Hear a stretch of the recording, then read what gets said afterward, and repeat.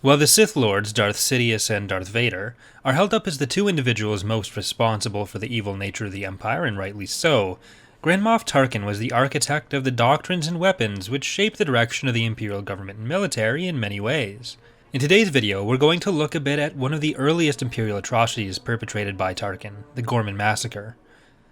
The Gorman Massacre was first described in the Rebel Alliance sourcebook, part of the West End Games tabletop role-playing game released in 1990, so there's some weirdness in how it depicts certain sequences of events leading from the Republic to the Empire, which I'll try to point out a bit in this video when it comes up. One less important but kind of funny instance of this is that the book calls Palpatine President Palpatine at one point, for example, which, yeah, that was kind of weird. Gorman was a small planet in the CERN sector along the Rima trade route, laying just outside the core in the colonies region. This actually makes the Gorman Massacre one of the first instances not just of the violent repression that would become common in the Empire, but also one of the first major signs of unease over the way galactic politics were trending in a largely rich and human-dominated part of the galaxy. In the year 18 BBY, 1 year after the declaration of the Empire, there was a protest against new taxes instituted by the Empire, drawing large crowds of civilians to the landing pad at the spaceport where Tarkin and his ship, called a Republic warship by the sourcebook and usually assumed to be a Victory Star Destroyer, were meant to land to collect those taxes.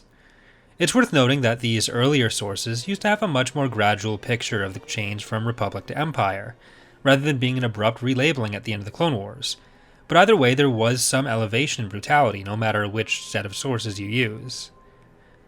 Up to this point, although the Republic had become the Empire, there was still an expectation, especially among wealthier worlds, that the point of the Empire was to protect their interests and ensure strong executive power against both senatorial corruption and insurrections like the Separatists and the Clone Wars. The way Tarkin dealt with these peaceful protesters would become emblematic of the methods of the Empire.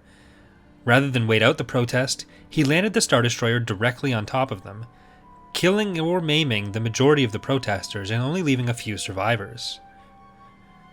This event became a galaxy-wide symbol of the need to oppose the Empire. Many officials who had served under the Republic, most notably Mon Mothma, had already been outspoken about the need to restore the Republic, and some organizations like the Senators of the Republic Group, several members of which had been killed at Gorman according to the Millennium Falcon book, already existed to fight for that restoration in different ways. Though at this point most of these ways were political rather than veering into the military. Many others believed that rather than try to achieve the kind of change that Mon Mothma was talking about, which were more sweeping, they would need to work within the system. Most notable in this latter group was Bail Organa.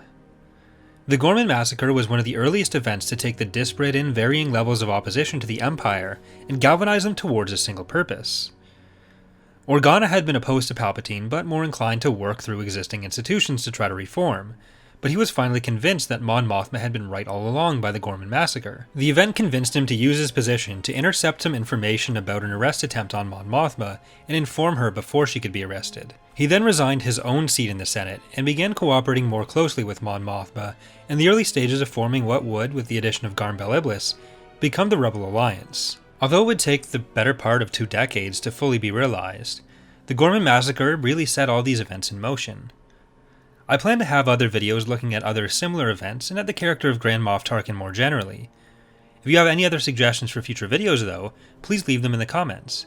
If you've enjoyed this video, consider leaving a like or subscribing for more. Thanks for watching, and I hope to see you next time.